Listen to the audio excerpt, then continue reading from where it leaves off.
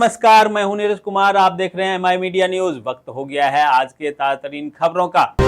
DRDO robotic system, automatic उपकरण और AI जैसी नई तकनीक पर काम कर रहा है, जिसका लक्ष्य सैनिकों की सुरक्षा बढ़ाना है। इस बीच डीआरडीओ एक ह्यूमनॉइड रोबोट विकसित कर रहा है जो खतरनाक मिशनों में सैनिकों का काम करेगा। केंद्रीय वित्त मंत्री निर्मला सीतारमण ने करूर भगदड़ स्थल का दौरा किया, जहां विजय की रैली में हुई दुर्घटना में 41 लोगों की जान चली गई थी। उन्होंने पीड़ितों के परिवारों को सांत्वना दी और गृह मंत्री अमित शाह को घटना की जानकारी देने की बात कही। सीतारमण ने कहा कि प्रधानमंत्री ने त्रासदी पर दुख जताया है। उत्तर प्रदेश में 22 साल के बाद मतदाता सूची का विशेष पुनरीक्षण अभियान शुरू होगा, जहां 70% मतदाताओं को कोई दस्तावेज नहीं देना होगा, केवल हस्ताक्षरित फॉर्म जमा करना होगा, जो बीएलओ द्वारा घर पर दिया जाएगा। केवल 30% मतदाताओं को पहचान के लिए दस्तावेज देने होंगे।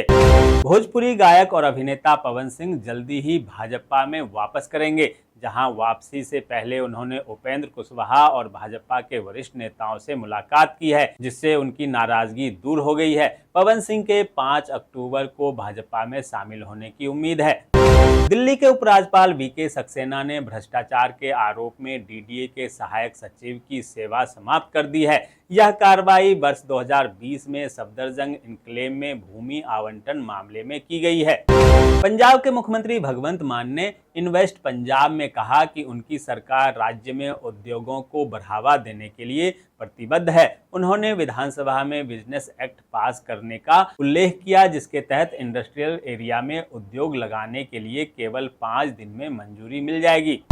हरियाणा कांग्रेस के अध्यक्ष पद पर राव नरेंद्र की नियुक्ति पर विवाद हो गया है। इनेलो ने राव नरेंद्र की एक पुरानी सीडी जारी की, जिसमें वे सीएलयू के लिए सौदा करते दिख रहे हैं, जहां इनेलो ने आरोप लगाया है कि कांग्रेस ने भ्रष्टाचार में लिप्त व्यक्ति को अध्यक्ष बनाया है। उत्तराखंड पुलिस ने मुस्लिम पैगंबर पर आपत्तिजनक टिप्पणी करने वाले एक युवक को हिरासत में लिया।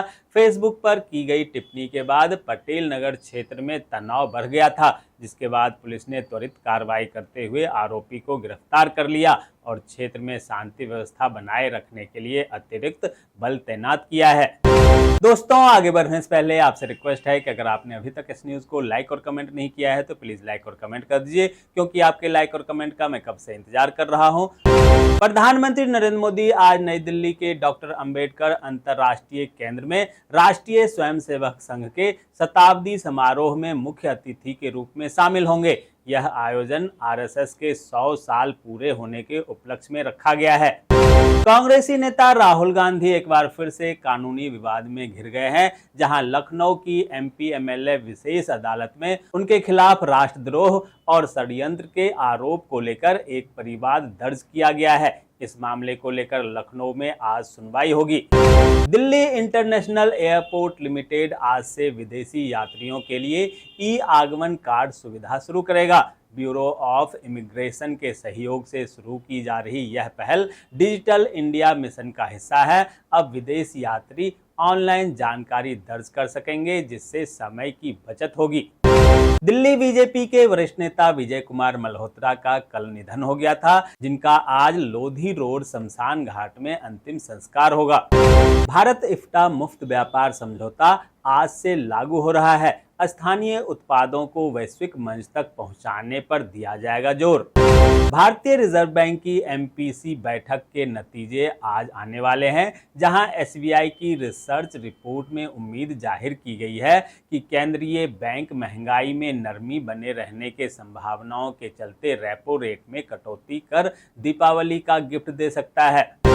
गाजा में जारी युद्ध के बीच अमेरिकी राष्ट्रपति डोनाल्ड ट्रंप ने शांति योजना पेशकश की है, जिसका भारत के प्रधानमंत्री नरेंद्र मोदी ने स्वागत किया और कहा कि हम इजरायल और हमास में शांति के लिए ट्रंप के साथ हैं। ट्रंप अगर चाहे तो भारत अमेरिका का मदद कर सकता है। कांग्रेसी नेता पी चिदम्बरम ने खुलासा किया है कि 26/11 के मुंबई हमले के बाद भारत ने पाकिस्तान के खिलाफ सैन्य कार्रवाई पर विचार किया था, लेकिन अंतर्राष्ट्रीय दबाव विशेषकर अमेरिका के कहने पर युद्ध की राह नहीं चुनी। चिदम्बरम के अनुसार तत्कालीन अमेरिकी विदेश मंत्री कोंडोलीजा राइस समेत कई वैश्विक नेताओं ने भारत को युद्ध शुरू न करने की सलाह दी थी। झारखंड को 1993 बैच के आईएएस अधिकारी अविनाश कुमार के रूप में नया मुख्य सचिव मिल गया है। उन्होंने निवर्तमान मुख्य सचिव अलका तिवारी की जगह ली है, जो कल सेवानिवृत्त हुई। दीपावली से पहले सरकारी कंपनी BHEL को मध्य प्रदेश सरकार से 13 से 15 हजार करोड़ रुपए का ऑर्डर मिला है।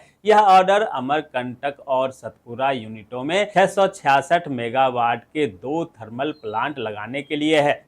हिमाचल प्रदेश में दिवाली से पर्यटकों के लिए पवन हंस और हेरिटेज एयरवेज हेली टैक्सी सेवा शुरू करने जा रहा है। जहां चंडीगढ़ और जुब्बर हेरी से हेलीकॉप्टर उड़ान भरेंगे, वहीं अभी शुल्क दरें निर्धारित नहीं की गई है।